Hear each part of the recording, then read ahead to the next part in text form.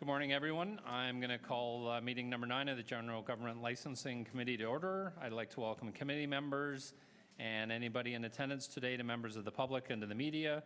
You can follow the agenda and debate on your computer, tablet, or smartphone at www.toronto.ca/council. The General Government Licensing Committee acknowledges the land we're meeting on is the traditional territories of many nations, including the Mississaugas of the Credit, the Anishinaabe, the Chippewas, the Haudenosaunee, and the Wendat peoples, and is now home to many diverse First Nations, Inuit, and Métis peoples. We also acknowledge that Toronto is covered by Treaty Number 13 with the Mississaugas of the Credit. Are there any declarations of interest under the Municipal Conflict of Interest Act? Seeing none, I need a motion to confirm the minutes of our last meeting on October 7th, 2019. Councillor Nunziata, all in favor? Carried.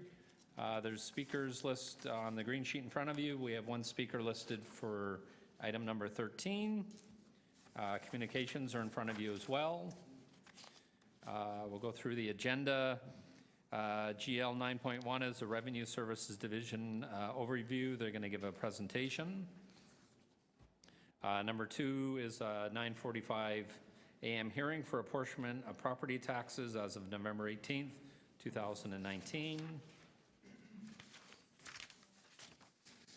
Number 3 is cancellation, reduction, or refund of property taxes as of November 18th, 2019. That's also a 9:45 hearing. Number 4 is the Metropolitan Toronto Police Benefit Fund, the termination and wind up and surplus distribution. Councillor Holiday is moving the recommendations. All in favor? Carried. Number 5 is the Toronto Civic Employees Pension Plan, termination and wind up and surplus distribution of funds. Councillor Nunziata is moving the recommendations. All in favor? Carried. Number 6, 3100 Weston Road, designation of a portion of the property used by Parks, Forestry, and Recreation as the municipal capital facility. Councillor Holiday is moving the recommendations. All in favor? Carried. Number 7, 351 Lakeshore Boulevard East, 545 Lakeshore Boulevard West, and 5800 Yonge Street, designation of portions of the properties used as temporary shelters as municipal capital facilities. Councillor Fillion's moving the recommendations. All in favor? Carried. Number 8, 462 Birchcliff Road, designation of a portion of the property used by the Toronto Public Library as a municipal capital facility. Councillor Holiday is moving the recommendations in number 8. All in favor? Carried. Number 9, 91 Gilwood Parkway, designation of a portion of the property used by the Toronto Public Library as the municipal capital facility. Councillor Matlow is moving the recommendations. All in favor? Carried. I saw you twitch. Sorry, I was watching Storage Wars last night.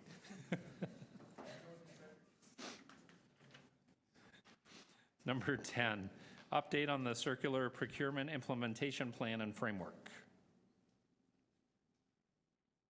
Councillor Nunziata is moving the recommendations on number 10. All in favor? Carried. Number 11, proposed amendments to the corporate facilities display policy to enable nonprofit fundraising. Councillor Holiday has a question on number 11. Number 12, easement for Enwave Energy Corporation on future parkland at 55 Lakeshore Boulevard East. Councillor Holiday is moving the recommendations on number 12. All in favor? Carried.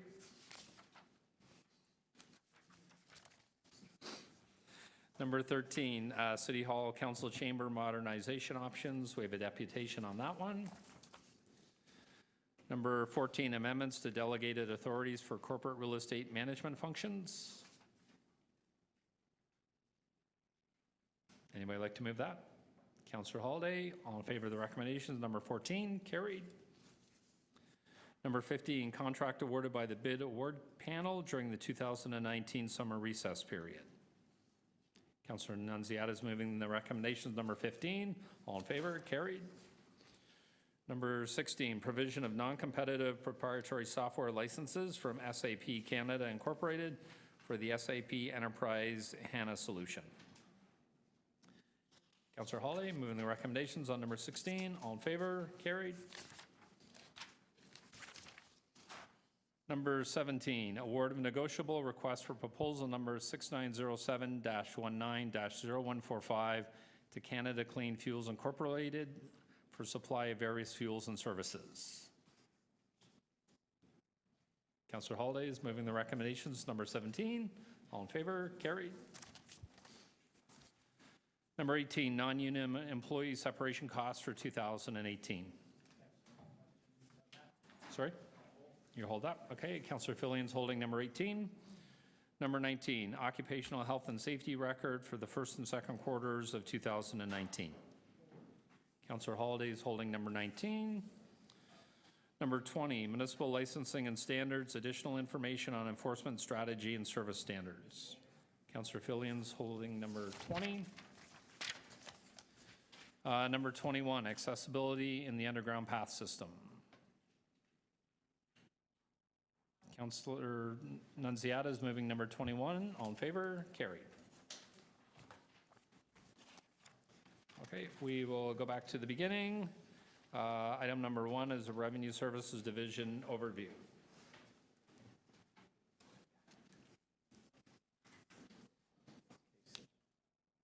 Good morning.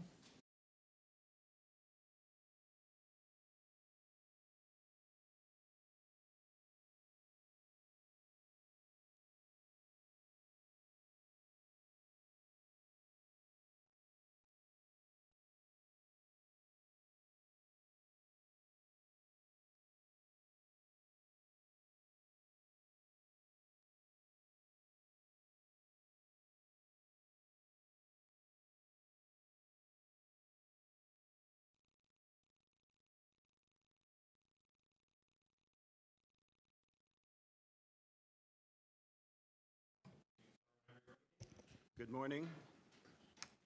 Good morning, Mr. Chair and members of General Government and Licensing Committee. My name is Casey Brendan. I am the Director of Revenue Services Division. I am joined today by John Longarini, our Manager of Operational Support, and by Sarah Jackson, our Supervisor, Financial Analysis and Policy Unit. We have a short presentation on the work of Revenue Services Division. Slide. Our mission in Revenue Services is to provide quality, timely, and accurate billing, collection, and payment processing for municipal property taxes, parking tickets, and income from utility consumption, as well as other revenue-generating services to support city programs and services. Our vision statement is to provide leadership in revenue management, excellence in customer service, through investment in our people.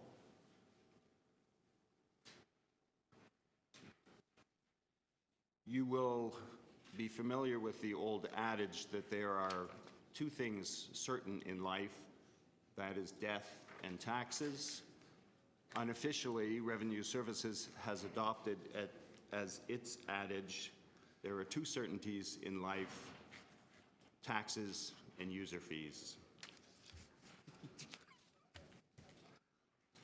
So the divisional breakdown for Revenue Services, you will see the division is composed of a director, 5 managers, 22 supervisors, and 227 full-time staff.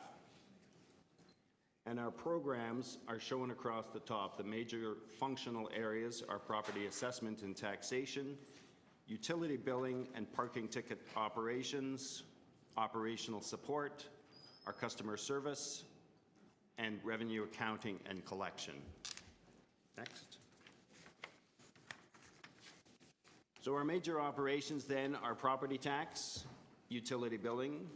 We collect municipal land transfer tax, parking ticket operations, and municipal accommodation tax. And I will walk you through each of those with a few facts and figures. Next. In property taxes, we issue 1.5 million bills annually, and that includes interim, final, and supplementary omitted billings. And we raise annually in 2018 $6.5 billion through our property tax levy. And of that levy, $4.3 billion is the municipal portion of taxes, and $2.2 billion is the education portion of taxes. Copy of our tax bill is shown on the right. Next. Utility billing, and in utility billing consists of water and sewer billings and billings for solid waste collection and management. We issued 1.7 million utility bills in 2018, and we raised 1.2 billion in water and solid waste revenues. We've added 2 new programs within utility billing. The solid waste rebate program provides support to low-income seniors and low-income disabled persons on the solid waste portion of their utility bill. That was new for 2018. And we also have introduced a home dialysis rebate program, and that is to offset the cost of increased water consumption where a customer or resident of Toronto is undergoing home dialysis. They have significantly higher water bills because of the dialysis treatment. This is a rebate that offsets a portion of those increased costs. Next. Parking ticket operations, you will know in 2017, parking tickets changed over from provincial to offenses under the Provincial Offences Act to an administrative penalty system that is administered within the City of Toronto by city staff. Revenue Services has worked with Court Services, Legal Services, and the Toronto Police Service to design and implement a dispute program for parking violation disputes that is faster, easier, and more convenient for the members of the public.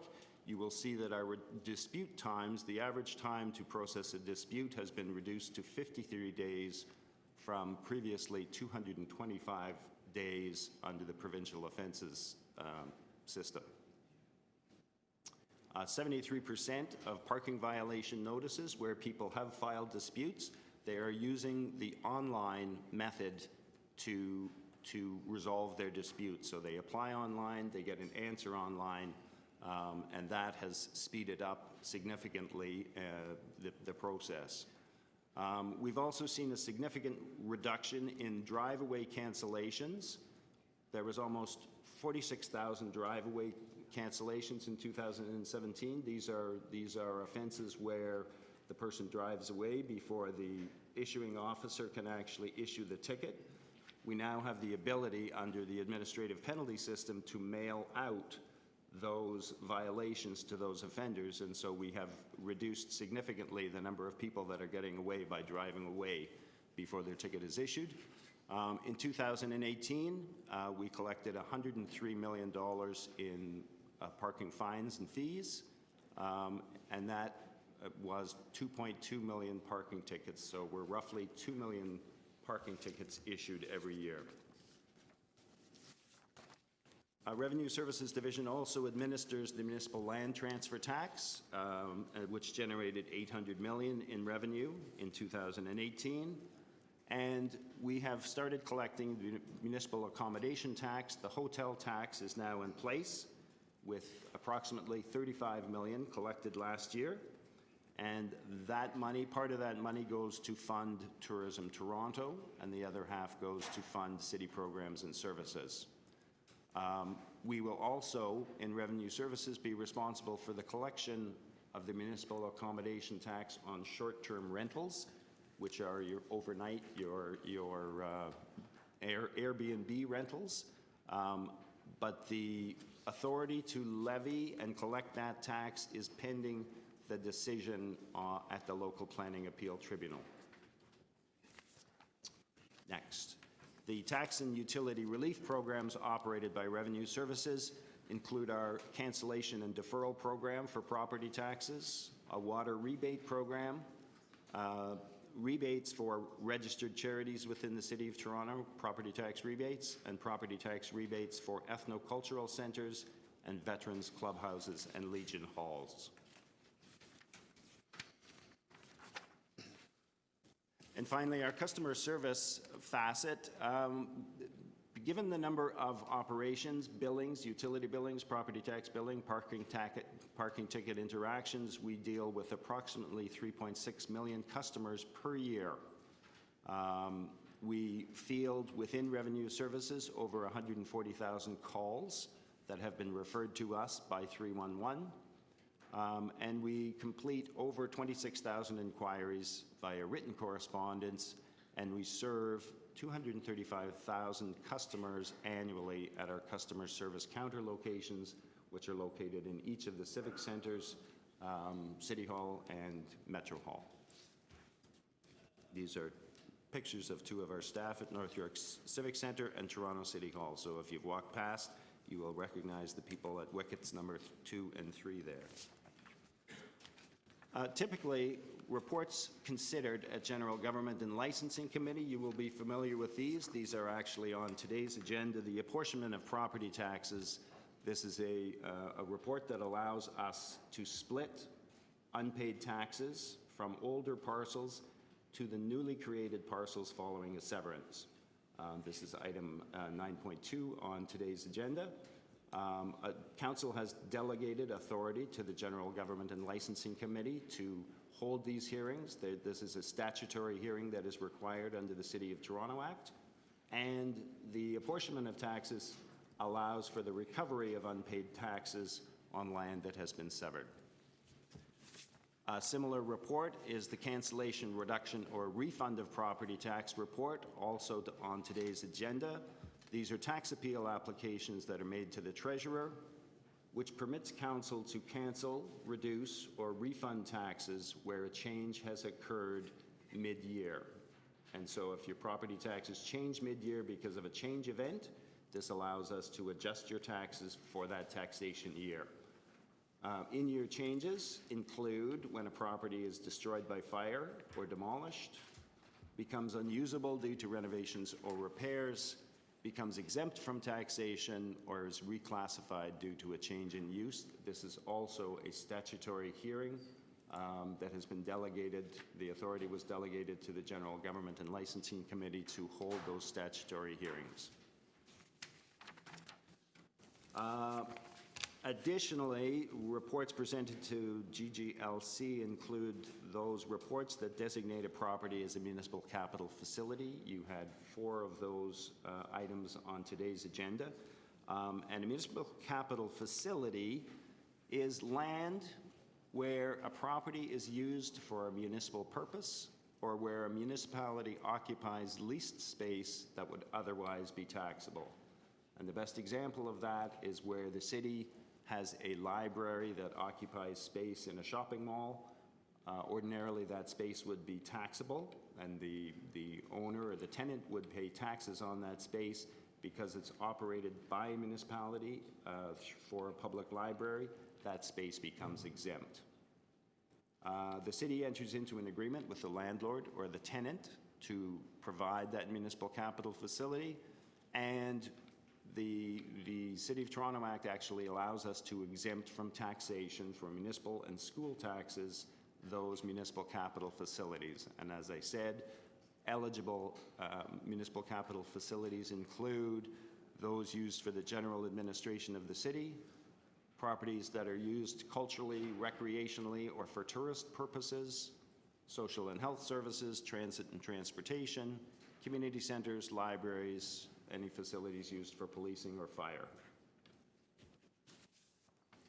Thanks. Additionally, reports considered at General Government and Licensing Committee include the write-off of uncollectible property taxes from the roll, and we will report to General Government and Licensing where all collection efforts have failed, and we seek council authority to remove those properties from the tax roll. We report twice annually on the city's largest property tax debtors, anyone with arrears greater than $500,000. And we also provide an annual report on the status of outstanding payments in lieu of tax from federal, provincial, and municipal properties.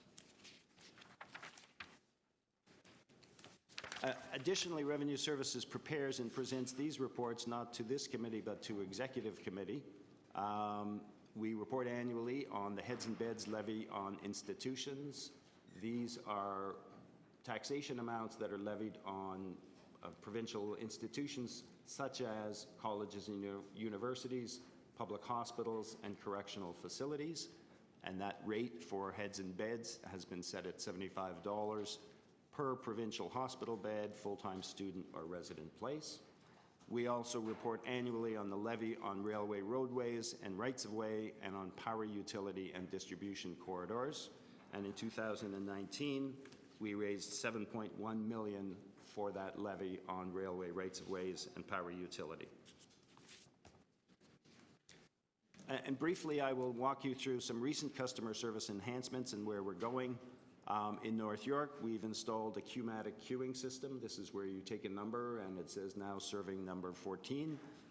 This has significantly improved convenience to our customers who can now take a number and have a seat while their number is called instead of lining up. And more importantly, this provides extremely accurate statistics to monitor our average wait times at our counters and the number of customers served. We have updated and created a new system to allow online mailing address updates, so you can now update your mailing address online instead of submitting a form manually and submitting to us. We do approximately 1,400 address changes per month, saving a lot of staff time, and over 21,000 have been mailing address updates have been made since April 2018.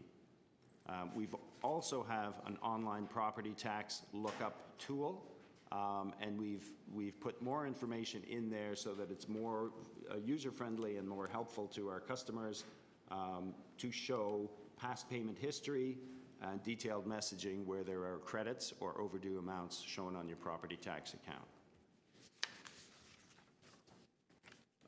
New initiative, we are working with the Customer Experience Transformation Team and the Transformation Office on Toronto's new enterprise customer service vision, which is going to facilitate and expand self-service options, provide better and more consistent customer service, build trust and confidence in city services, and to optimize customer service delivery in a cost-effective manner.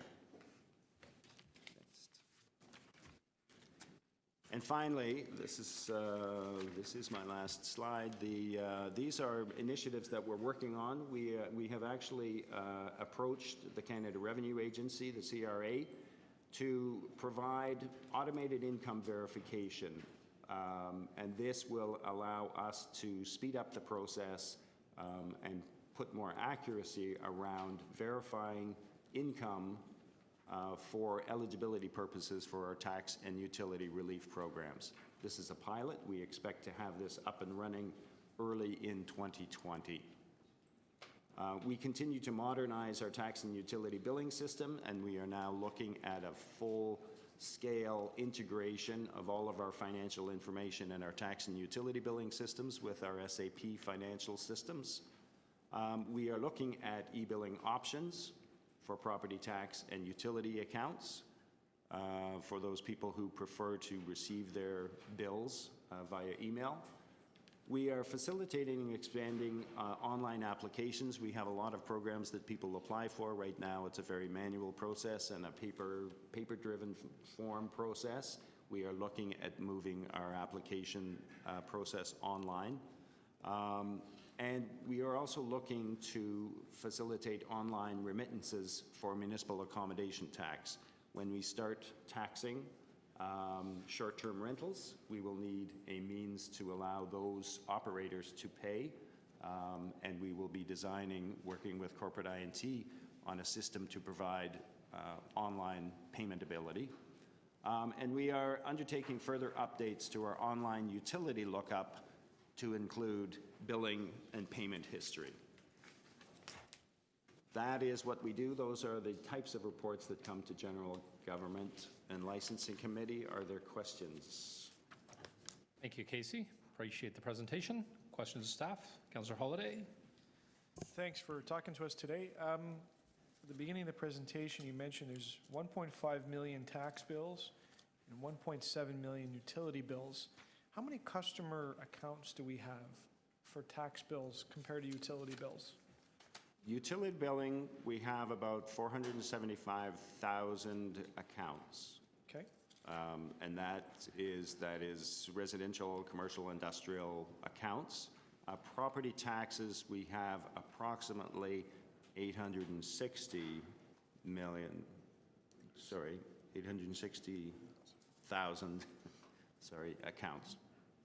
And so would that, So 860,000 accounts on the property tax side. We issue 2 bills a year plus supplementary bills. but a property tax account would be a single detached house, a townhouse, a condominium, Correct. a business, I guess? Yes. A business unit, and then the overall building owner, I guess. Just thinking about the structure and the, Property tax bill is usually for the property itself, Okay. not to the tenant, not to portions within that property, but the property itself. okay.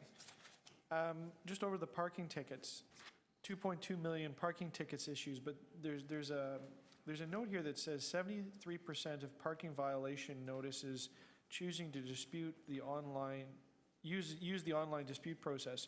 Right. How many people out of the 2.2 million dispute their ticket? That number of disputes, that percentage of disputes has remained fairly stable. Okay. It's between 12 and 14%. So 12 and 14% of people who receive a parking ticket will file a dispute. The rest of the people generally pay. So the APS and the online provision hasn't triggered more people to dispute it, it's just made it easier for them. No, and that's why I say that number, the dispute, the total percentage of people disputing has not changed significantly from pre-APS to post-APS. Okay, and I guess my last question is kind of an overarching one. You have an enormous amount of information in the work that you do, right? There's interesting things if you started to look at the data around property tax bill, utilities, tickets. I'm fascinated with that. I'd love to know where the tickets are going, what are they for, what are the dispute rates, what are the hot spots, because that triggers other questions, right? That doesn't have to do with revenue, but has to do with the city. Can you talk a little bit about what the rules are that you operate under in terms of sharing information? Is there legislation in place? Are there restrictions? Are there policies? And as a member of council, what can I think about if I want to start thinking about using the data that could be used in different ways, if it's even at all possible? So that's a very good question, and then this is a two-part answer, because Revenue Services does in fact have a lot of information on financial information, and that is sort of personal information. If you can attach financial information to an individual's name, that is personal information, and we have limits on what we can disclose. However, we make available open data sets that are available to the public that have statistical information where we have severed off any personal information.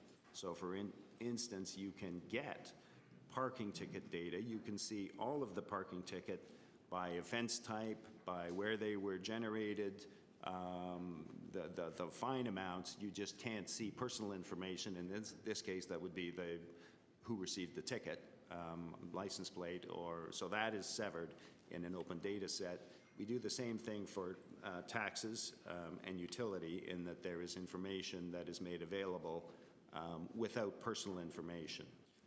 So we, in terms of property taxes, a lot of that information is generally available, certainly for commercial businesses, as long as you're not identifying an owner name.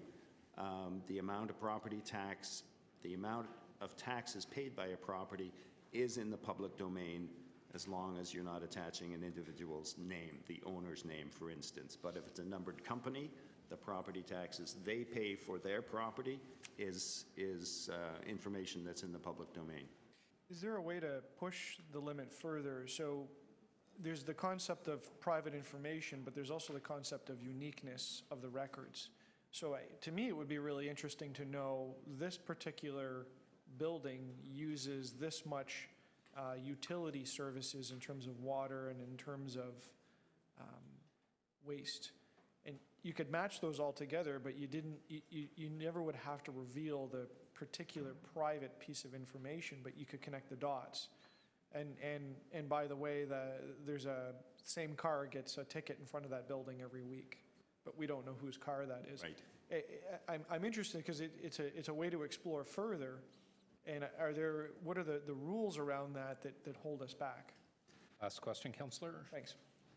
It is a question of information can be provided in aggregated form, but even in information on individual consumption, because that can be identified to you, your property, or your business, that is information that is not out there.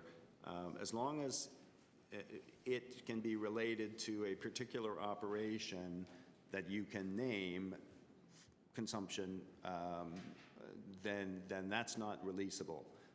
But we do, as I said, we can provide information aggregated so that you're not specifying individual parcels. So you could provide block by block information for utility consumption.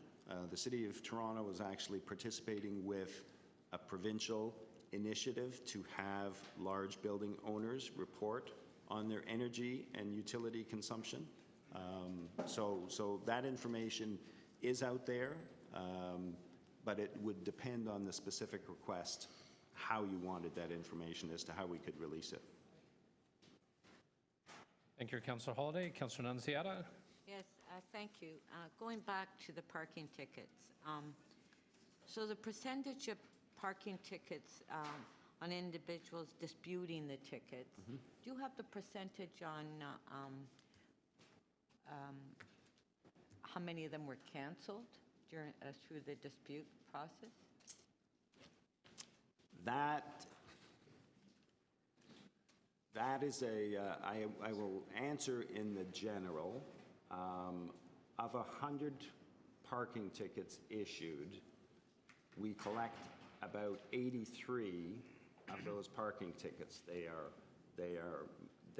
eventually paid, so that remaining 17% are tickets that are either reduced, withdrawn, or never paid. So if you wanted specific numbers on the outcome at trial, that would be a question for legal services, because legal services operates those screening offices. But we do report annually on parking ticket activity and report to this committee, and it has an indication of what the outcomes are when they are disputed. Some are thrown out, some are reduced. You might get a 50% reduction on a parking ticket. Some are canceled altogether. Yeah. Okay. As far as the cancellation, reduction, refund, you mentioned here, I don't know what page it's on, but when a property is destroyed by fire, demolished, unusable due to renovation repairs. Yep. So where does that information come from? For example, if someone is doing renovations, so that information comes from the building department. Like, how do you gather that information so you know which properties that you're going to cancel, reduce, or refund? Right. So in these cases, it is the owner that actually makes an application to the city and says, my property has changed. It was demolished on such and such a day, or there was a fire that occurred on such and such a day. So the owner makes an application to the city for that cancellation or refund or reduction. We then, using that owner's information, go to MPAC and say, for the assessed value of this property, at the beginning of the year, the property was whole. There was a fire that happened halfway through the year. MPAC will then advise us what the property assessment should be reduced to reflect the damage for the fire, or to reflect that the property changed from taxable to exempt. and the number of days that it applies to. So if we know how much the CVA has changed and the number of days in the year that it applies to, we can do the math from there. Yeah, so if the applicant applies, who clarifies the information from the city? We would look at the information, we review the information that's Review it? supplied by the applicant, applicant. and then we provide it to MPAC. If MPAC has further questions, And so they MPAC. clarify that it's correct information? Yeah, MPAC will actually go back to the owner in those cases to verify and get any Verify. information that they don't have. Okay, thank you. Okay. Thank you, Councilor Nunziata. Other questions of staff on the presentation? Seeing none, thank you very much.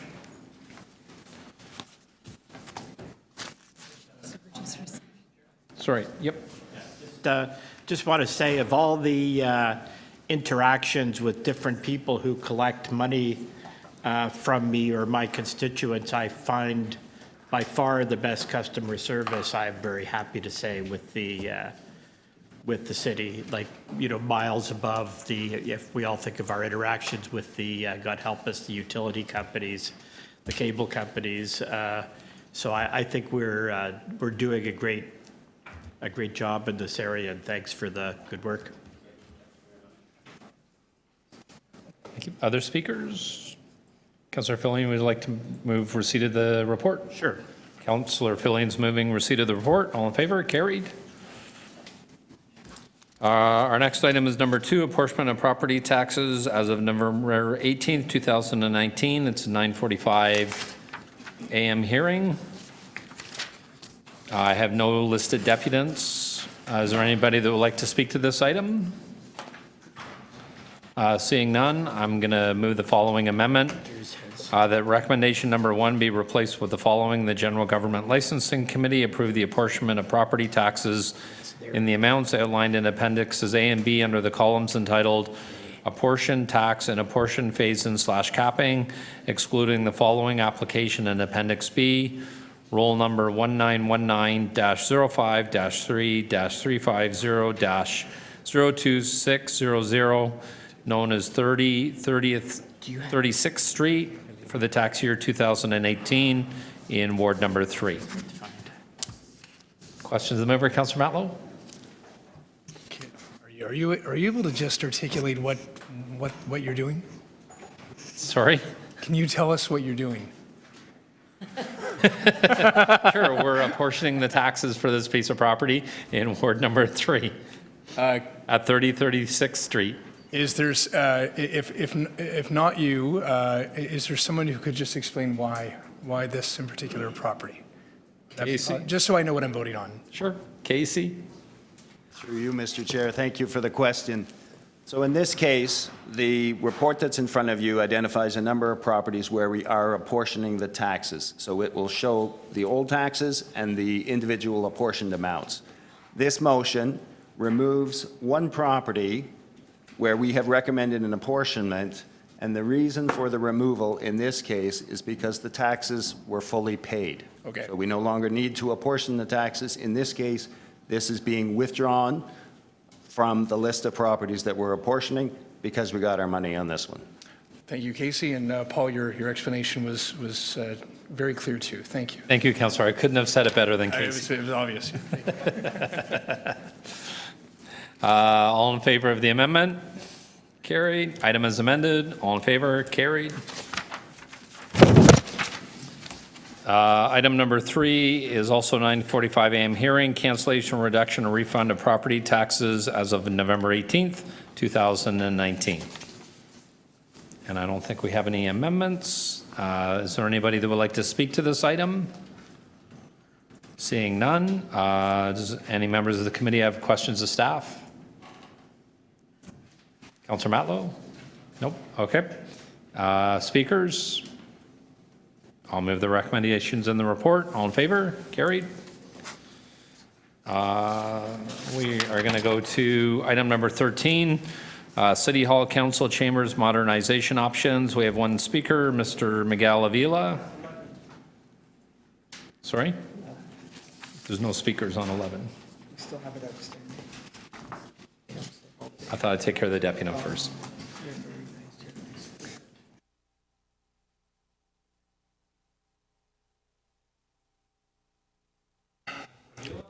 Okay, Mr. Yes. Avila, you have 5 minutes whenever you're ready. Good morning. 13. 13. We'll go back to 11. I'm just taking care of the deputation first. No problem. All right. I'm going to be speaking on the report on page 3 of the, with regards addressing security and life safety issues. The public washroom access within the secure area.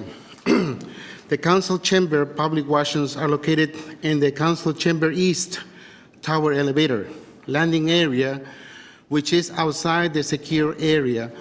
With the current location of the walk-through metal detectors, members of the public who have already been screened to enter the chamber must exit the secure area and therefore must be re-screened to re-enter the chambers. So this is me, and December 28, 2008, the washroom doors were closed to the public. Public washroom closed to the public with a key. I inquired with corporate security. They told me that if I need to use the washroom, I had to ask them to open it up. And at the moment I got out of the washroom, I was asked, you had to get re-screened, although it's just like 3 feet away from the screening table. So this situation, this issue, I'm glad that it's coming to this committee for discussion and hopefully approval, but I have some questions. On page 8 of the report, it says that we are going to locate city council while these structural improvements happen with the city council chambers. My question to the committee is, will these recommendations related to the washrooms will be also allocated to the new facility that will take place down the road? Because we want to avoid similar situations like this, and where I was giving a toilet card to use the washrooms, and I was told that, you know what, Miguel, we give you a toilet card and you can get ahead of the line to go to city council chambers. What an embarrassment situation that was. Anyhow, I applied for accommodations for under disability because I have diabetes and I have mental illnesses. They deny it. They decided to deny my request. So these are the things we need to improve as we move forward, of course. These are the unattended circumstances, issues that happen when council does not consult with appropriate committees. I'm talking with regards to the Toronto Accessibility Advisory Committee of the city, led by Councilor Christian Wontan. You know, they should have come to them first and say, look, we have this proposal to enhance the security facilities of city council because X, Y, and Z. You know, they could have come to them, say, this is what's going to happen. What would someone with diabetes like myself will experience if I had to be rescreened 20 times a day? You know, this took almost a year, but I'm glad it's coming forward, and I hope the Paul Ansley, members of this committee, Councilor Holiday, Fillon, Francis Nanciata, Josh Matlow can approve this request for financial restructure of city council chambers. Another thing I want to say is that access to the water fountain is also between the secure area. So if I had to go and drink water out of the fountain, which is located in the same area, I had to get re-screened. I sent an email to facilities management, and they replied to me, says, and I'm sorry, Mr. Avila, you had to get re-screened if you want to get a sip of water. Like, this is ridiculous again. So I hope you can introduce some kind of motion in addition to the request for financial changes and the structures of security and barriers to people with disabilities. It shouldn't be that way. You know what? And I will not lie to you. I consulted with the ombudsman. And this problem is someone that perhaps he was going to intervene because it was getting so ridiculous. especially the toilet card. It was outrageous. Thank you so much, councilors. Thank you, Mr. Avila. Questions of the deputant? Councillor Matlow, questions of the deputant? Oh, no, sorry. Okay, not a problem. Thanks, Mr. Avila. Appreciate you coming in this morning and your perspective. Welcome. On this item, questions of staff on this item? Councillor Matlow. Well, I'll just sort of continue on for a moment where I was with John. Aside from security and accessibility, is there anything else in the plan that is of such an urgent nature that it can't wait until we understand the outcome of our request to bring our appeal of the province's decision on the council size to the Supreme Court?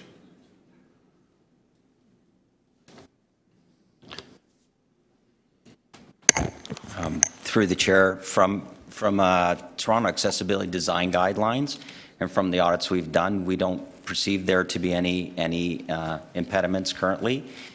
The report before you will address all accessibility requirements, including physical disabilities, hearing impaired, and visually impaired. So we're looking at the council chambers and enhancing the council chambers by addressing accessibility from that perspective, as well as taking the opportunity to update and modernize council chambers. To say it plainly, and this is genuinely is a question rather than a comment, but just so you know what I'm driving at, is there a way to separate the more pressing and very reasonable concerns with regard to security and accessibility and spending the money right now on working on the feasibility of a whole overhaul of the chambers before we know what we want the chambers to accommodate? Can we parse out those two more pressing items? Through the chair, using an integrated approach would be more cost effective long term. Addressing accessibility and addressing security, they're one and the same because we want to make sure that we provide access for all and incorporate the security as part of that, and not to do one before the other. They both go hand in hand. How, from an accessibility perspective, would our council chambers be fairly described as accessible or not? Through the chair, I would say it's very limited right now. That's why by modernizing it, and as we reported in the report, approaching it from a flex type council chamber will allow us to actually provide more accessibility inclusive of the security requirements. Why on earth is it $400,000 to look at the feasibility? Through the chair, that's an upset limit because we're going to look at both from a design perspective to take care of, at the Toronto Accessibility Design Guidelines. We're looking at the furniture, fixture, and equipment. We're looking at the security. So we're looking at a variety of different initiatives: security, accessibility, furniture, fixture, and equipment. So that's an upset limit. We're just setting an upset limit, but we're looking, it's not just from a design, it's technology as well as furniture. What I don't understand about that is like $400,000, if you were going to do like a full gut renovation of a house, it could cost you something like that to actually do the work, have a modern kitchen, redo the, everything in a home. To simply do the consultant side of it, the feasibility report side of it, before you even start doing the work, I don't understand the cost. Through the chair, we're just setting an upset limit. We're not saying we're going to spend $400,000. So You know, we're just making an estimate. We're not saying we're spending 400,000. So through the chair, if I could also respond, there's aspects around the heritage aspect that we have to take into consideration. That will be part of the review. But going back to your first question, Councillor Matlow, I think the one thing that is important that Pat's describing is, because this is going to be more of a modular approach, right? Whatever council decides, whatever the appeal becomes, right, we can actually adjust through this new process, right? Where you can't today because things are actually integrated into the floor. We can actually adjust with the new structure and how we're doing this depending on what comes out from an appeal or not. I just want to leave you with that. This allows us more flexibility that we do not have today. When are we, have we been given any indication as to when we will know if the court is going to hear the appeal? I will let John respond to that, or I'll Corey. answer that. So no, we do not have any indication. We're in the early stages of that request for leave to appeal to the Supreme Court of Canada. You may have seen in the news or publicly that we've just recently filed our materials with the court. So that's the first steps in that process, which I expect will take many months to unfold. Okay, thank you.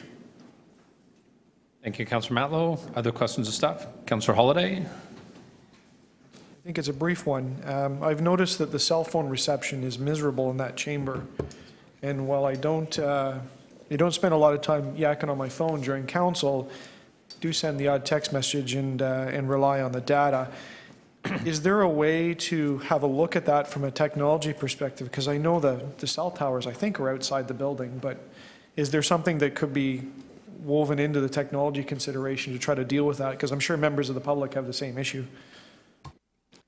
Through the chairman, yes, we have considered putting in Wi-Fi into the council chambers. Sorry, just for further clarity, it's beyond Wi-Fi, but just the cellular signal, which would be the carriers. Through the chair, yes, we're also looking at cellular. Sorry for the clarification. Thank you. Other questions of staff? Councillor Nunziata? Yeah, just one. Where it says during the construction phase, City Council will need to meet in an alternate location. So what is the plan for that? Have you? Mr. Chair, we do maintain a contingency plan for meetings of committees and council, so we do have kind of on a regular basis an idea about what we would do in the event of the chamber being unavailable. In that case, we'd probably look at one of two things. We'd either look at whether there is a city facility in the downtown district large enough to accommodate council, or the alternative is we might actually look at renting some space in a nearby hotel so that council members could still be close to their parking, to their offices, to their staff, to their resources, and so forth. So we would just we'll look at the cost benefit of those two options when and if the time occurs. The council chambers at Metro Hall, is it still there? That's 311. Oh, okay. They're using the whole council chamber? They are, 301 actually occupies the whole chambers, yes. The whole thing. They've been there for the last 9 years. Oh. Yeah. I guess I haven't been there in a while. We can arrange a tour. Thank you, Councillor Nunziata. Councillor Matlow, do you have another question? You just, No, just a motion. sorry? I have a motion. Oh, okay, all right. Anybody else have questions of staff on this item? Speakers, Councillor Matlow? I have a motion to send this back to staff, but ask them to come back to us with respect to the security and accessibility arrangements that they'd like to provide to the next committee meeting. And the reason I do this, and by the way, I'm not suggesting we absolutely just kill everything else. I share Councillor Holiday's frustrations with the council chambers with respect to access to Wi-Fi. The chambers themselves are clearly out of date in many respects, but we also, as we're discussing reconfiguring and modernizing our council chamber, we're in the midst of asking the Supreme Court of Canada to hear our appeal on the configuration of council itself. And in fact, council has the opportunity during this term of office to decide on how we'd like to design our next election as to how many wards we would like to see. We may select to keep the status quo. We may select to go to 44 wards or 47 wards. We haven't had that debate yet. I think it would be premature to start selling the chairs, so to speak, before we make that determination, regardless of how that debate will resolve itself. $400,000, that may be the most liberal request of how much money you would like to be allowed to have, but I think it's just an absurd number to request, and I say that with all due respect. I said earlier, like literally, you could gut an entire house and rebuild it from inside out with $400,000. I'm in no mood to just say, here's a blank check for $400,000 for a consultant's report on the feasibility of doing something, never mind paying to actually do it. So I want to rethink on that, but certainly I think it would be irresponsible to neglect the fact that our collective security, meaning those of us who work there and those of us who are witnessing democracy and participating in it, should have a secure public space to go to, and accessibility should always be a priority. So that's why I ask, focus on those two areas. Let us know. I want to know, for example, can you parse it out and do it effectively?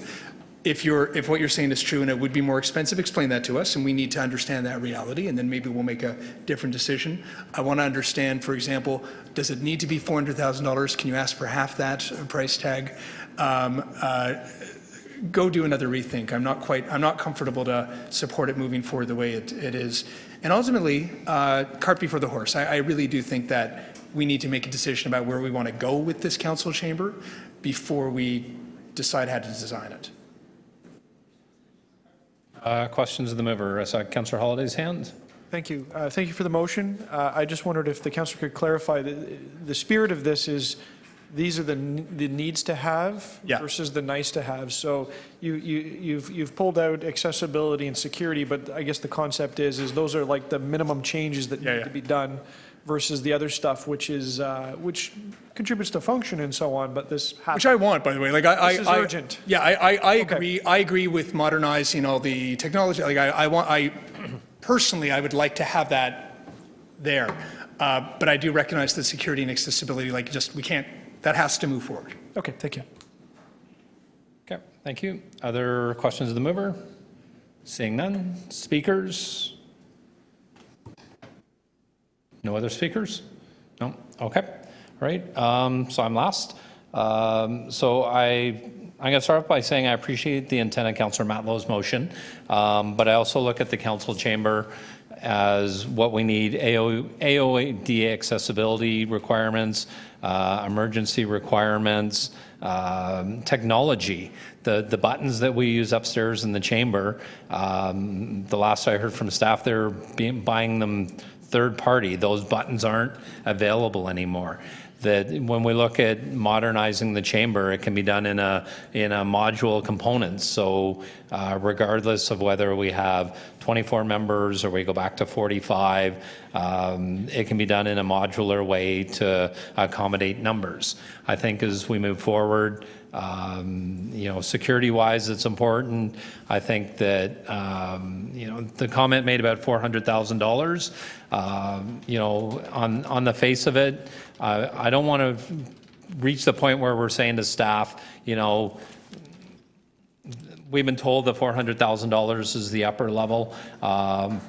I trust them from the work that they've done, that they're always as frugal as possible. I think that by setting a threshold, staff meeting it, and then something happens, they have to come back, something else becomes part of that. I think that just delays this process. The chambers haven't been renovated since 1998. I think they're long overdue, and I would like to move forward with this report. Thank you. So we have Councillor Matlow's motion? Yes. So we have Councillor Matlow's motion. All in favor? Opposed? Councillor Matlow's motion carries.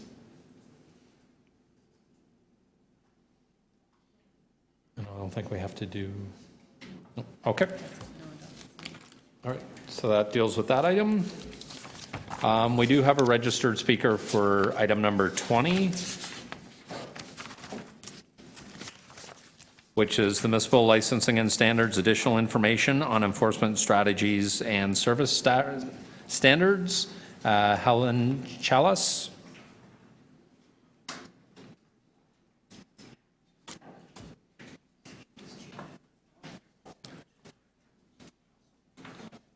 Is it Chalice? Chillis. Good morning, Ms. Chillis. You have 5 minutes to address the committee.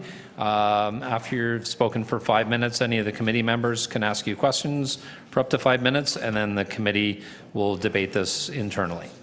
You have 5 minutes to start whenever you're ready. Yes, good morning. My name is Helen Chillis, and I'm here representing about approximately 1,000 tenants in the city of Toronto. I was also a board member with the Federation of Metro Tenant Associations and other advocacy groups. I am very, very concerned that we are still discussing standards when it comes to 311 calls. Personal experience and reports from many others, the 311 call center and the staff, they're fantastic. They follow up, they call, they're fantastic. That's about the level of service we receive. When it comes to rental properties, many tenants in the city, which constitute 1/2 of the residents of the City of Toronto, rarely get the same consideration as perhaps a homeowner who is concerned about long grass in their neighborhood.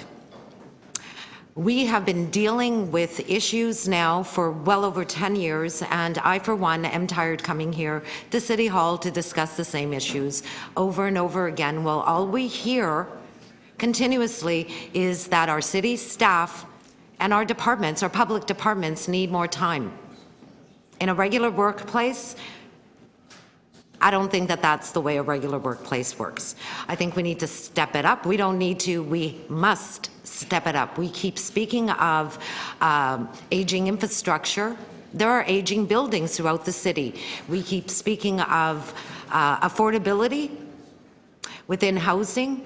The new condos that are going up are going to start looking like some of our aging infrastructure unless we do what is absolutely necessary to ensure the safety and the health of our citizens of Toronto. It also includes city staff. When there are issues in a building and people are getting trapped in elevators, city staff may also get trapped. So we're all at risk. All that we're asking, and we're not asking, laws in place and it needs to be adhered to. I hear a lot of issues around heating. We're in the middle of winter. Many of my neighbors have been calling 311. We still don't have proper heat. We've been told from management that it may be sometime at the end of the month, maybe sometime. Last year, same thing. Do you know how they kept the heat in the building? They closed our ventilation systems last year. We called and called and called, and we never had the decency. No one had the decency from the city to call us back, to let us know, and to help us. We are on the tax roll. Just because you may happen to rent, we're all property taxpayers. And we, the people, expect to be serviced. I, for one, feel like a second-class citizen. I do. I feel like a second-class citizen. This chamber was full last week of people complaining and complaining and complaining. Bed bugs, you name it. I understand that problems will arise. No one is expecting perfection, no one. And in our building, we're probably some of the most patient tenants that you will ever find. However, I don't want to be here as much as I am. And I don't even understand that we're still continuing to discuss the same issues. When I hear city council members in the past with the Tenant Issues Committee telling city staff and a city department to get some teeth, it is embarrassing. There is no reason to be embarrassed. I understand that everyone has a job to do, that enforcement officers may be tired. We're tired. We're all tired. It's time that we all come together, including the industry, come together so that way we can ensure that we have safe, healthy buildings that we can all take pride in, because it is a dirty little secret that many visitors who come to the city have no idea what many of us are experiencing on a day-to-day. And I do appreciate your time. And I'm looking for solutions, not more meetings. Thank you. Okay. Thank you very much. Appreciate you coming in this morning, Ms. Chillis. Does anybody have questions? No. Can I ask what part of the city you live in? East York? East York? Yes. Okay. All right. Thank you very much. And just so you know, we used to call 311 all the time, but it's not working. I have someone in my building, he's blind, and he didn't have enough heat. So a few of us help him. And he called the city finally about heat. He didn't have heat. They sent someone there to check, and they said, we're going to fix it. And again, we've been in meetings with senior executives, the management, but executives, all the way to the top. And I remember a couple of years ago, we were in their offices having a meeting, and they discussed heating. We were all sitting in the office in our building with coats on, mitts on, hats on, and we were freezing. And we decided to walk the building so we can start to keep warm. There was a 311 call, lots had come in, the file was closed, but yet, on the same day, it was closed, but yet the boilers were not working. And that's just one of thousands of problems. Let's move forward so we don't need to be discussing this anymore. That's all we're asking for.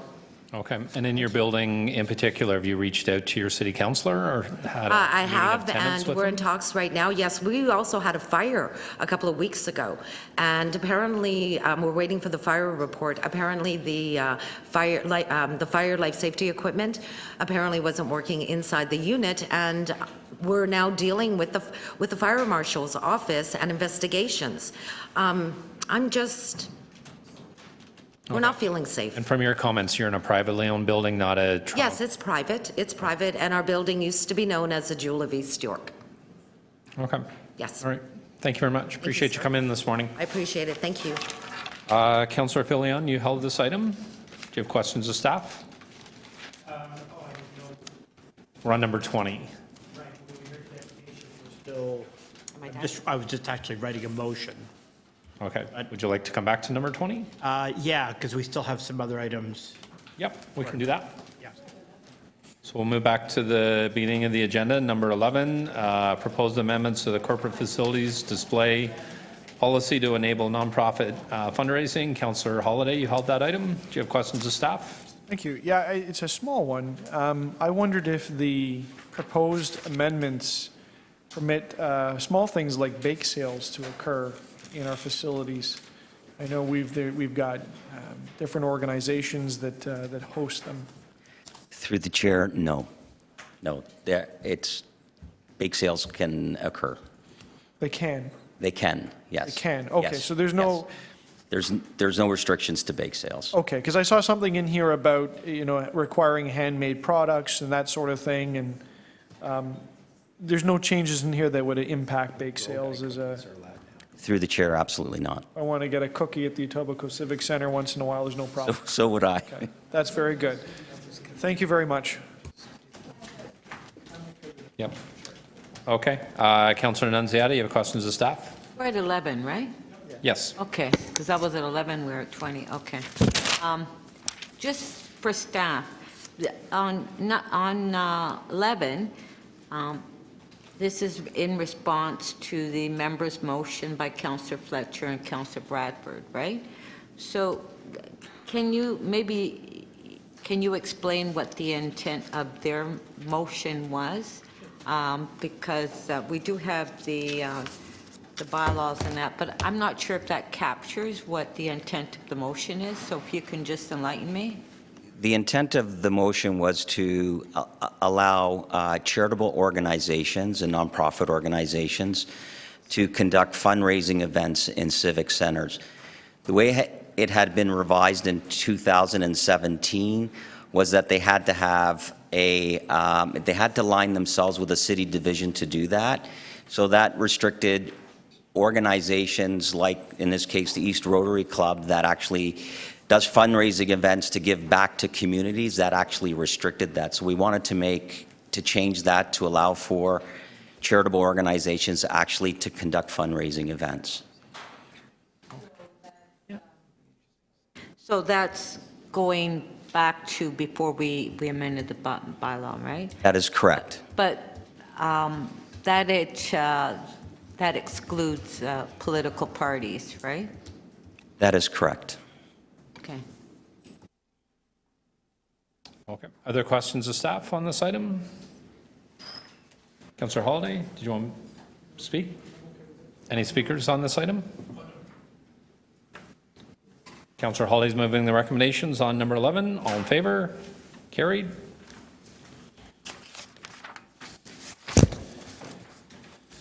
Number 13 we dealt with.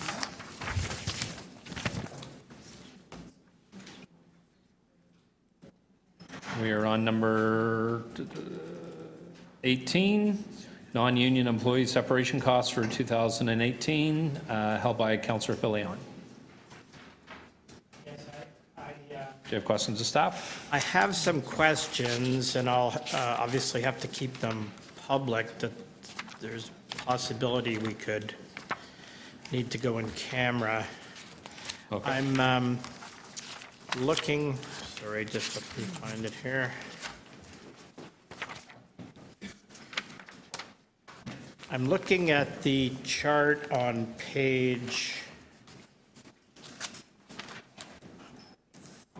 3, and it would appear that we have, well, as it states here, that we have 6 people who, with an average of almost 25 years service, who got an average payout of $280,693. Have I got those numbers correct?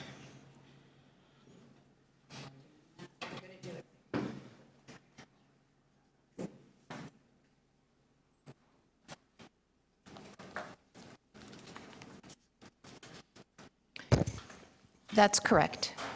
So I have a concern, and I'll look for either your guidance, Mr. Chair, or staff guidance, and whether we need to go in camera for this, but I would be interested in a breakdown. I know I assume you can't name individuals' names, but what types of positions are these?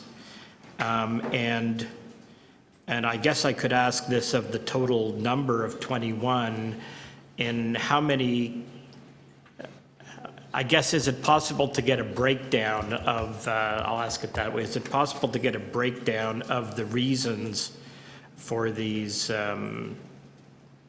separations, terminations, whatever you want to call them? I think maybe, Councillor Filion, if we're going to go beyond anything that's in the report here, that would be safer to go in camera. Okay, so perhaps we could do that as. We'll do it at the This is end. the last item then, and. Yep. Yeah. Okay. All right, so we're going to hold down item number 18. We're going to go in camera at the end of the meeting. So we'll hold that down. We're going to go to number 19, Occupational Health and Safety Report for the first and second quarters of 2019. Councillor Holyday, you held that item. Do you have questions of staff? I do. Thank you, Mr. Chair. I'll ask a couple of detailed ones, and then I think I have an overarching one to wrap up with. But I thought I recalled in the news, and maybe I've got it wrong, were there any fatalities or fatalities associated with city operations that we need to make sure that we're aware of as a committee? I seem to recall some reports on solid waste, but they may have been contractors. I don't know. Yes, Alison Anderson here, Director of Occupational Health and Safety, through the chair. Under the portion of the report on critical injuries, we report out to you, as is required, on all of our critical injuries. And under that, there is a paragraph there on our one fatality. Okay. So you're correct. It was on May 29th, a solid waste management services collection operator sustained multiple fractures and internal injuries and later died in the hospital. So there's a description here on Okay. that. I also take note in the report that there were some significant increases.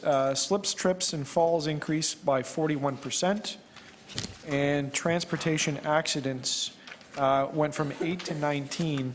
And then if you go into Appendix A, I think there was a spike. Parks, Forestry, and Recreation comes to mind in the number of reports. And that just may be me going by memory, but needless to say, there's some jumps on these tables.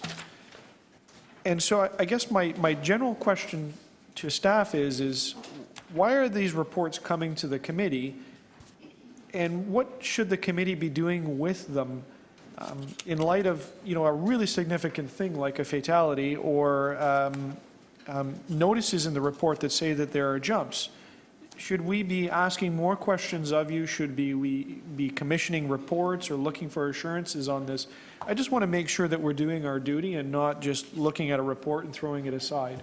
Yeah, thank you. That's actually a very good question. One of the reasons we report to you is you're quite correct. You have a duty as an officer of the organization to be informed on this, and you'll want to see where there's increases and be satisfied that actions are being taken. So, for example, in the report on page 8, with respect to the critical injuries and and the fatality, you will see all the actions that are being taken by solid waste management for prevention in the future. So yes, we do report those things to you. For each one of these areas, we typically report on both what's happening operationally at the divisional level in terms of what they are doing, so that's in each of the charts. And more at the end of the report, you'll see sort of the corporate-led things that are being done, because policies are created at the corporate level, with procedures and training, and then the implementation is at the divisional level. So that is exactly what this report is doing, is highlighting where there's an increase and confirming that actions are being taken. I mean, a good example of that, on the very front page, you'll see that our biggest increase in costs is mental health issues and stresses and PTSD. And there's quite a number of corporate actions on that, and very comprehensive action plans in the first responder services for PTSD prevention. So I think you just need to be satisfied that the organization is taking action and that these reports provide you enough information to satisfy yourself of that. So we as a committee have to look at the corporate responses, but can we rely on you as the central authority to give us assurance that what's happening out in the divisions are adequate? Like, is your analysis of their work part of this report? And could we expect you to flag something that says you were dissatisfied, or the committee should have its attention on a particular item? We could identify that. Typically, more the process, though, is that all the divisions are looking at their data, and corporately we're looking at the data. And where we see there's an increase in something, so for instance, more slips, trips, and falls, we're going to review our policy. It would be raised at the corporate Occupational Health and Safety Coordinating Committee that has divisional representatives there and all of our union partners there.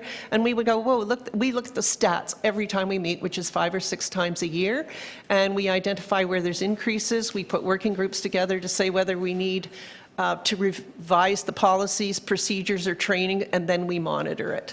So that would be the process. So right now, big attention on musculoskeletal disorder injuries, big attention right now on workplace violence and looking at violence assessments in certain locations, and a lot of emphasis on mental health.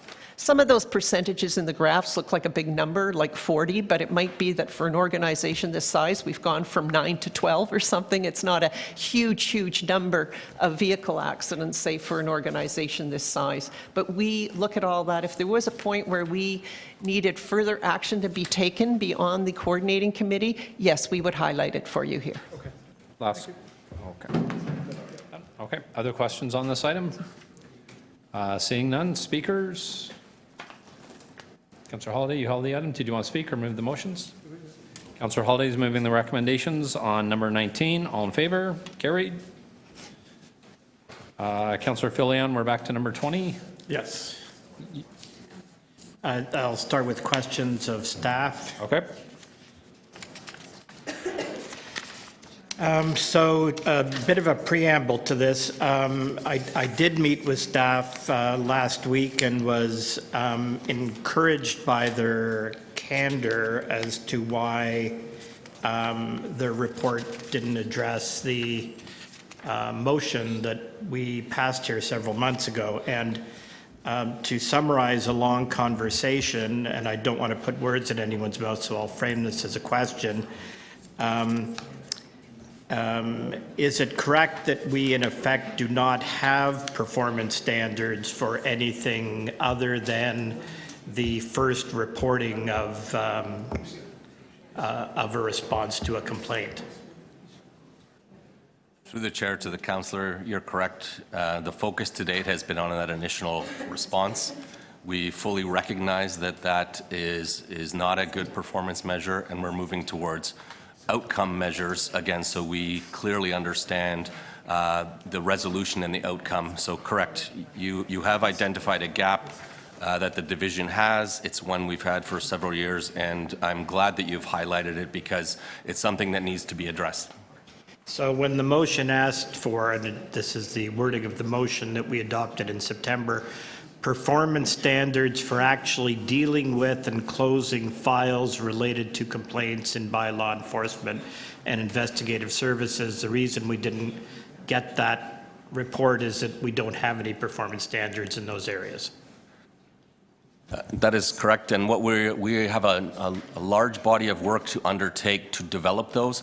I want to do it in a consistent fashion across all of our service lines. I don't want to do a knee-jerk established service standards that if we don't have a strong understanding of our data, of our volumes, of our staff, there's a huge body of work that we need to do that the corporation is also struggling with as well.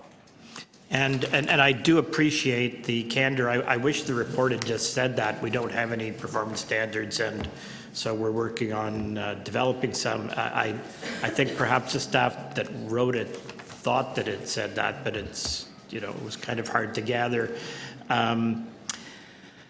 So what I'm struggling with is why it is so difficult to develop standards. Like I know that there are some issues that are thorny and it is hard to close a file, but there are many kind of run-of-the-mill issues where it should be easy to develop performance standards. Have I got that wrong?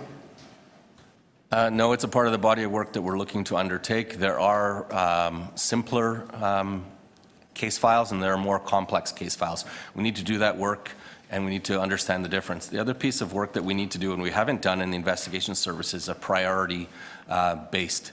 We have priorities in animal services and we have priorities with our new noise enforcement, but we do not have priorities other than the emergency appliances and vital services heat in investigation services. And with the number of bylaws and the number of service requests, we really need to establish priorities, and those will also drive the service standards.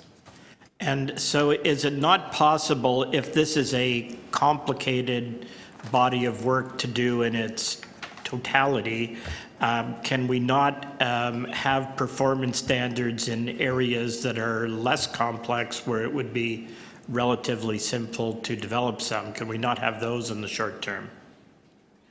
I think that's fair. It's part of a larger exercise, but we do want to, if there is low-hanging fruit, we will grab that fruit and we will embark on that, yes.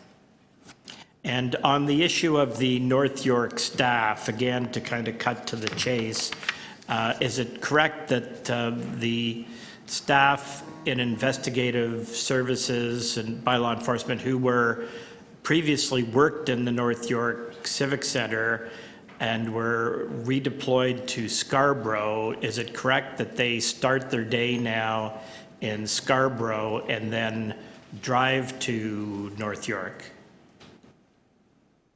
So first to clarify, only investigation services was located in North York. We have reallocated staff to Etobicoke and to Scarborough where they start and finish their day, but they work in geographically in North York. Right. So how did, so they start their day and end their day in Scarborough, even though they're working in North York, and we have a municipal building in North York that they used to work in? That's correct. They start and finish their day either in Scarborough or Etobicoke. So if I can come back and pursue that a bit then, thank you. All right, thank you, Councillor Filion. Councillor Holiday, questions of staff? Councillor Nunziata, he would like you to go first. Okay. Being a gentleman. So, thank you. So, high grass and weeds. So, when a notice is given to a homeowner for high grass and weeds, so what is the length of time do they have as far as the notice? Because last year we had a lot of issues with that, where it took actually months before the grass was even cut, and then you're into winter. That's correct. You'll note on page 6 of the report, we walk through 3 different examples on long grass and weeds, because there can be different characteristics. But it's I believe it's 7 days to have the grass cut. But it's not happening in 7 days. Through you, Mr. Chair, Councillor Nunziata, the process first provides that we issue an advisory notice, which gives the property owner the opportunity to comply. Right. And in the event they don't, then we escalate our enforcement action to a notice of violation, which provides them with 14 days to comply. So usually we achieve compliance sometime after 21 days. Yeah, I know what you're saying, but that's not what's being done. That's the concern I have. I just wanted to point that out. That's not being done. Some of them are taking 3-4 months. So I just... Yeah, that is, we note your concern. Yes. But it is also, again, because we're focusing on the priority calls. While long grass and weeds, agree, is unsightly, it's taking us longer to get to those because we're focusing on the higher priority calls. Yeah. Okay, so we have an issue. When it comes to, as you know, just recently in the last year or two, there's been a number of complaints about coyotes, and you know, when they contact our office, we're basically telling them that there's nothing we can do, and that we don't remove the coyotes in certain parts because they're everywhere now. So what are we actually doing? Or maybe there should be a better communication to residents because that seems to be a real issue. I know it's happening in my ward. I don't know other wards. But they're happening in the parks and, yeah. And, you know, when they contact us, we're basically saying, well, online, there isn't, we can't do anything, right? So maybe you can respond to that? Thank you, Councillor. We are doing education pieces for communities. We have one recently that we're setting up quickly right now because there's been a problem in a community. So we do have community meetings to teach people and educate on how they should respond to animals and to what is happening in their community. We do also provide educational material for people. We're actually going door to door to inform people about what they can do. And we do have to abide by the provincial laws that we cannot move and remove animals unless absolutely necessary. Yeah, so that doesn't really fly for constituents when they hear that. You know, a lot of them are afraid. They're in their backyards. You've got kids. And you know, that's fine telling them this is, you know, this is the information. But, I mean, can we not do more? Because it really is an issue. Yeah. And it has happened in the last couple of years. Like just giving them an information brochure, you know, they feel that the city has some sort of responsibility. Like, it's sort of saying, sorry, here's the brochure. We can't do anything, sorry. I don't know. We have to look at doing more. I I don't know why we can't remove them if they're coyotes in people's backyards or in the parks. I mean, it's getting to a point and it's very threatening now. Kids, parents are afraid to let their kids out to play. So maybe you can just comment. I mean, seasonally, there are more issues when there are babies and stuff around for the mothers to have to look after them, and they're more threatening then if people are around them. But again, there are lots of techniques that can be used to keep them away from people, and that's the education we provide, and that's the work that we can do and help in communities to help with those issues.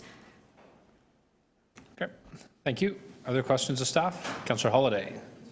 I do. I'm going to use this to do a plug for Coyote Watch Canada, who came out to some public meetings I had and helped with the education process. But I guess my question to MLS is, in this chart on page 6, what is the benchmark for completing the work that you have to do? Is it fair to say that the notice of violation is kind of a benchmark? Because we had a really passionate speaker about a great example of heat in an apartment building, and I would think that that's a fairly urgent call, but can MLS force the property owner to turn the heat on?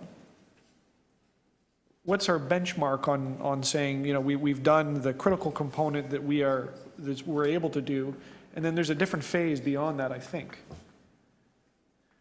So heat is a vital services, and under the vital services bylaw, they are required, the property owner and the landlord is required to provide heat within 24 hours.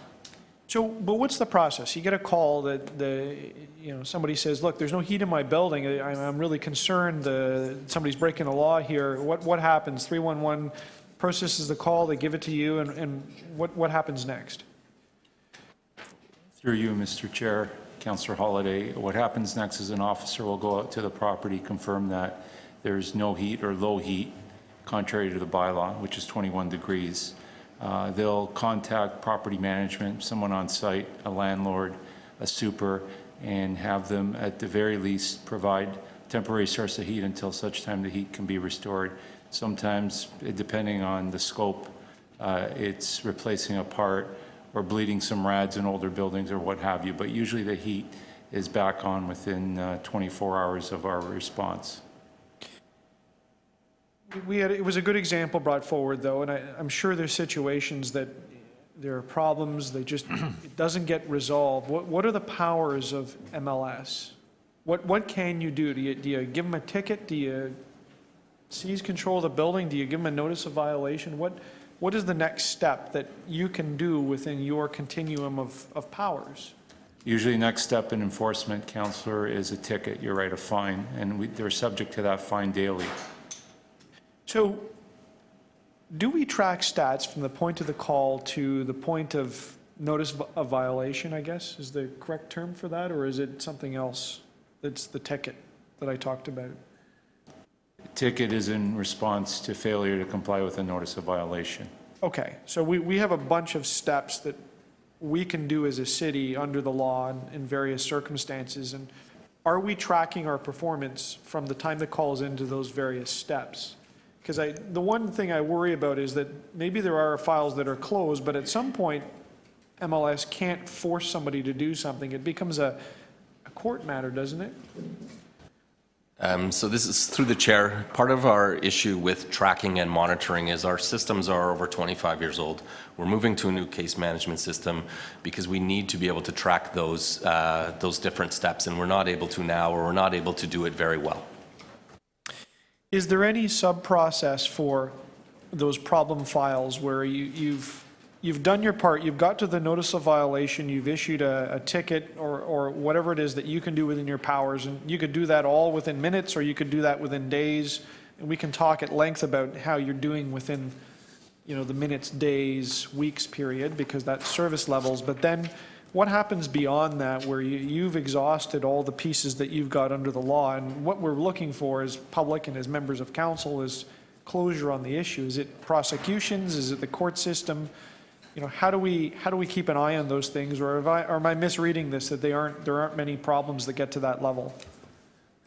You, Mr. Chair, Councillor Holliday, we have the ability, as you said earlier, to issue a ticket. We also have the ability in certain situations to undertake remedial action ourselves. Okay. Or Okay. court process. Or through court process. And do we keep an eye on stats like that, or is there a conversation that begins to be had that's larger in scope to say, this is a challenge here? We've done our easy steps, and now we're into the process where an owner just doesn't want to comply or can't comply or whatever it is that causes the situation not to have the outcome that we want.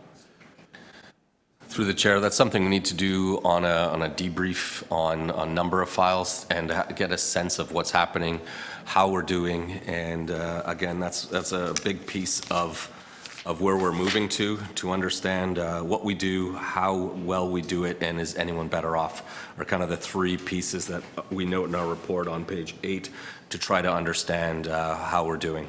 Okay, thank you. Thank you, Councillor Holliday. Other questions? I think everybody's asked. Councillor Matlow, no? Okay, all right.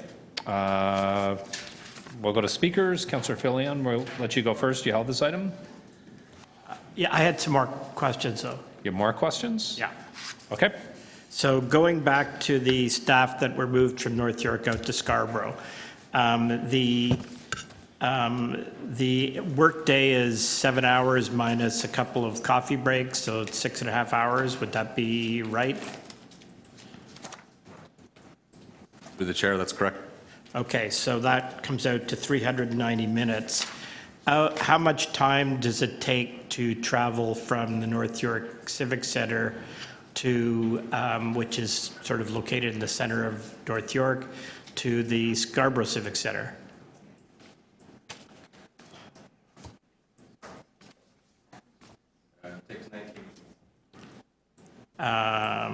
Is that with no traffic? At what time of day is that? We did that through an investigation in Google Maps. We studied a number of locations, and that is done at 12:30 p.m. on a Thursday. Okay, so I'm startled by the answer, so I'll pursue that elsewhere because I wish it was 19 minutes, but that is certainly not an average time. So I won't go down that rabbit hole. I'll pursue that separately. Thank you.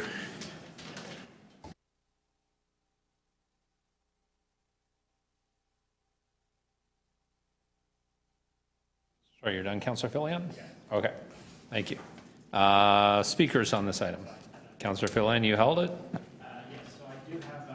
Motion that the General Government and Licensing Committee request the Deputy City Manager, Infrastructure and Development Services to report to the General Government and Licensing Committee in the first quarter of 2020 on the following: A, identifiable and measurable performance standards for responding to complaints received by the Municipal Licensing and Standards Division, and the redeployment of investigative services staff back to the North York Civic Centre in order to reduce staff travel time. So on the first point, after literally years, I'd almost say decades of saying, what are the performance standards in this area and how can we hold anybody accountable? I finally got an honest answer. We don't have any performance standards, which explains a lot. So I do appreciate the candor, and but it's so frustrating to keep making motions asking for reports back, and then you keep wondering, why did the staff ignore the report request and basically report on something entirely different than what they were asked to report on? So just because of frustration on that, I just wanted to bump it up to the Deputy City Manager, who I know has some experience in this area. So I'm sure she'll kind of kick it back down to the staff under her anyway, but I just do want a higher level of accountability on this. Just that, it's absurd that we have a department that has essentially no performance standards, and therefore no way of holding their staff accountable, and therefore us having no way of holding them accountable for the performance of their staff. So that kind of thing just makes me crazy. And on the second point, it makes no sense to me whatsoever, and no one has given me any kind of a reasonable explanation of how it made any sense to take the investigative services staff who were working in the North York Civic Centre in an area where all of the councillors are concerned about lack of investigative services and having them start and end their day in Scarborough. And that does not add 2 times 19 to their travel time. There is no way that you might on one magical time, you might be able to get from one to the other in 19 minutes, but as a day-to-day thing, it would not be anything resembling that, at least for one of the trips. So that just makes no sense to me, and unless, so by my reckoning, it would be almost 20% of their working day that they would lose in travel time, and that's just kind of ridiculous that we did that, and unless we're going to add 20% more staff to make up for it, which would be self-defeating, that makes no sense to me. So I would like to report back on the, hopefully the likelihood of moving those staff back. Okay. Councillor Holiday, you have a question of the mover? I did. Thank you, Mr. Chair. I wonder if Part B, if the intent is to have the ability to interpret it fairly broadly, because to me, there's a difference between setting up a functioning office with a manager and support staff and cubicles and workstations versus, another model which could be there's a fleet car parking lot and you start your workday there, or at certain times that the launch point in the morning is a different place, with the idea that there may be some savings in travel time. I don't know, there's probably 100 ways to do it versus actually opening an office once again, which has a different connotation. And I wondered if there was an intent to be flexible on that. Oh, no, absolutely. It could be a touchdown station where if you're starting your day investigating in North York, you go right to North York Civic Centre, touchdown, do whatever work you have to do on your computer and hit the road. Okay, so the intent is just the travel time versus the idea of actually having an office there. That's right. Okay, that's helpful. Thank you. Other questions of the mover? Councillor Matlow? So I had a motion, but I couldn't have written it better than item A in Councillor Fillian's motion, because it was essentially the same thing. And by the way, I do endorse the item B that Councillor Fillian has written to. It just makes sense. With respect to A, I'll begin with noise bylaws, for example. If you live in an area like Yonge and Eglinton, like Yonge and Shepherd, or any other area where there is a high concentration of development, if you're a councillor, you will hear virtually every day from residents who are subject to noise bylaw violations by various contractors. I'm looking at Joe Magla's. He and I have had many a late night conversation where Joe has been extraordinarily helpful in providing whatever service he can. But there aren't a lot of resources there, and there aren't any reasonable expectations as to when those resources, even the dearth of resources that we have, can be deployed. Typically, if you call 311, as a resident is asked to do, they're told that someone will come and investigate within 5 days. That doesn't either help with that resident's problem that night, that there is somebody drilling at 2 in the morning, and it also doesn't help people like Joe and others to attain the evidence that they need to effectively gain a successful prosecution. In other words, I don't even know why we do it, really, in that time. Like, what does 5 days mean? Like, does it really just mean we want to underpromise and overdeliver? Because 5 days seems arbitrary and unhelpful. And I could go through a whole array of issues that would be similar to that. With respect to rent-safe, there are, we've had many dynamic conversations of late with respect to the fact that we're not just talking about whether it be tall grass or some nuisance issue. We're talking about somebody's basic health and safety in their home, like any of us would want to have addressed. And we've received a promise from the city that we've organized this wonderful thing called RentSafe. And we were to have hired 12 MSOs, and we've only hired 5. But boy, did we, make a lot of announcements, and sure did we get those keychains put together, and we made a big thing about it. But where are the service standards? In the council resolution, it said that there needed to be clear service standards. What are the expectations? If you call about a broken guardrail or whatever it is, when do you know that somebody is going to address it? What's the time frame? That was ignored. That wasn't even addressed in the RentSafe update. And it's frustrating because I'm seeing a series of big promises, big expectations, a lot of people's expectations unfulfilled throughout the city and here at council. And I'm also seeing a number of items go into council motions that are approved by our democratically elected council. And it's not just MLS alone. But then these things just fizzle out into air, and then staff start triaging themselves and going, okay, what can we do? What can we not do based on the resources we have? We're not going to be able to deal with that. But then instead of coming back to council, or at least the councillor who moved the motion, and say, you know what, we're struggling here.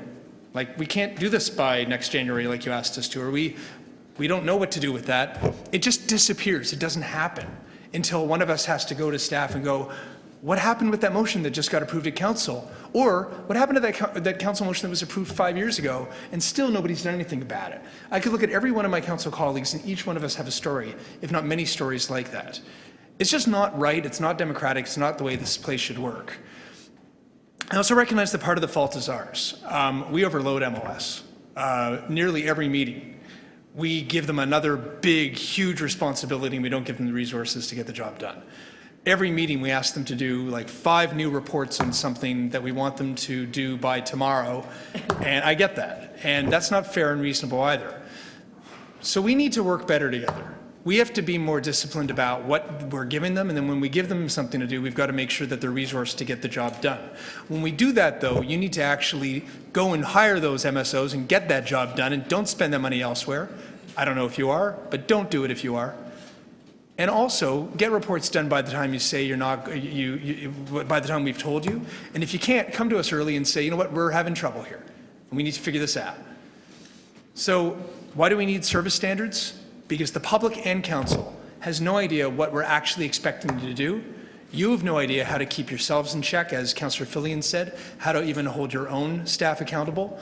And we're living in this hocus pocus world where ostensibly we have all these bylaws that are there to protect people, but they're not actually doing it.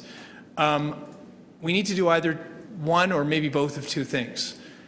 Either we need to increase the resources and the ability to be able to achieve the standards that we're setting that are reasonable, or we need to go through our bylaws and cut a few things out that we're pretending to do and we're not, and relieve you from that responsibility and get real about it. But one way or another, what we're doing now is unrealistic, it's unreasonable, and unhelpful. I look forward to the report. Thank you, Councillor Matlow. Other speakers on this item? Councillor Nunziata. Yeah, just a few comments, and I agree with Councillor Matlow. There was, 10 years I waited for a report. We did at one time, I don't recall seeing that, get an update on all outstanding motions that were made at council or at committee. I'm just wondering if we can, at one point, get that back on the agenda so we know where we are as far as reports coming back. And, it's absolutely correct. We do move motions at council, and then not knowing what the update is, because we're never informed. But also, and I have said that over and over again as well when we go through the budget process, is that with municipal licensing, we have asked and we have moved numerous motions to amend bylaws, enforcement, and we're not giving them the resources that they need. And we really need to, we really need to hear from them exactly what they need, resources to implement the bylaws and the reports that we've adopted, and if they're being enforced, like the the clothing boxes, the payday, all this, which was really important at council. We've debated it for years, and what the update really is, and if we do have any updates on those motions and bylaws that were passed. And if you need more resources, I think you need to let us know, because in my opinion, and I've always said that, is municipal licensing, the majority of complaints that come through our office is for municipal licensing investigation. And the community residents want to see results and in a timely manner. And I want to thank you for, for what you have done. But I think we have to be a little more aggressive and, enforcing the bylaws that we have. And if it's more resources that you need, then just let us know, because to me, that's important in my ward. Thank you, Councilor Nunziata. Councilor Holiday to speak. My colleagues inspired me to just echo some of the comments. I think that in some ways we haven't been fair to MLS with the amount of work that we asked them to do. I agree with Councillor Nunziata. It's not the top issue that would fill our telephone lines in my office, but it is among the top 2 or 3. And the thing I learned from that is that the issues are often fairly complex. The one thing I would say in the process in developing standards is they're a helpful tool for people to understand what the city can do and what the city can't do. And the example that I would use is, sometimes people call and say, don't we have a grading bylaw? My neighbors changed their property and I've got some concerns with how the water goes. And, part of the answer back is, well, there's common law that takes care of that. So as a city, we don't want to go and replicate laws that are already out there. And the second thing is the practical side of, there would be so many calls on that very issue. I don't think we could ever keep up with it as a city. I think we would end up getting into really big conflicts in a neighborhood where people would be getting notices in their mailbox because of some slope in their backyard and be surprised on that. And you have to weigh that out as to whether or not that's healthy and helpful in a city like we've got. But I guess the last thing is what we need to understand what people's expectations are, and they also need to understand what the city can and can't do. So I'm not sure there's a day that in the situation of the grading that the city wouldn't be in a position to drive a backhoe into a backyard and make remedies. And in some cases, in my questions I brought up, the city can get to the point where they can issue a notice of violation or a ticket, but the city can't force the owner to go and do something. I mean, that becomes a courts process and a prosecution. And I think it's important to distinguish the two, the enforcement of the bylaw versus the prosecution side. And maybe we need to have a discussion on the prosecution side about compelling people to follow the laws and work through the court system and making sure that that's efficient. But I think there is a healthy discussion to have about the steps that it takes to get to that point. I'm not completely clear from the report, but I do see some good figures in here about the early steps of us attending on site and beginning to tell owners that there's a problem and getting to that violation stage. I look forward to more reports on this because, as my council colleagues have said, this is something that we hear a lot about as councillors. In a big city like we've got, a lot of these things root back to conflict between people and property owners, and this is a section of the city that I think is going to continue to grow. So I'll be supporting this report, and I look forward to more on it. Thank you. Okay, thank you very much, everyone. So we have Councillor Fillion's motion before us. We'll vote on that. It's on the screen. All in favor? Carried unanimously. Item is amended. No item is amended. All right. Okay, so our last item is number 18, non-union employee separation costs for 2018. So we have to go in camera. So I'll be moving the General Government Licensing Committee recess its public session to meet in closed session and consider this item as it relates to personal matters about identifiable individuals, including municipal or local board employees and labor relations or employee negotiations. All in favor? Carried. So just so anybody that's not involved with this item, or members of the general public, I have to ask you to leave the room, and we'll just take a couple of minutes to get things set up. Thank you.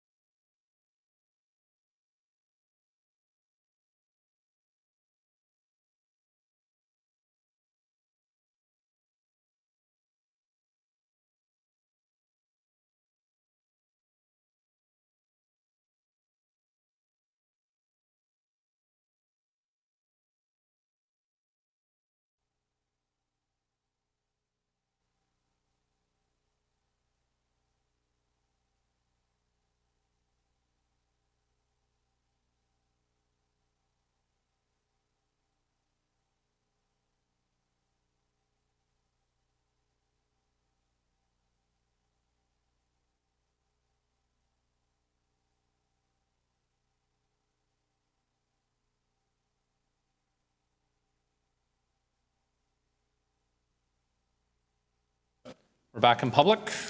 We have item number 18. Councillor Filion held it. Councillor Filion, did you want to speak to it?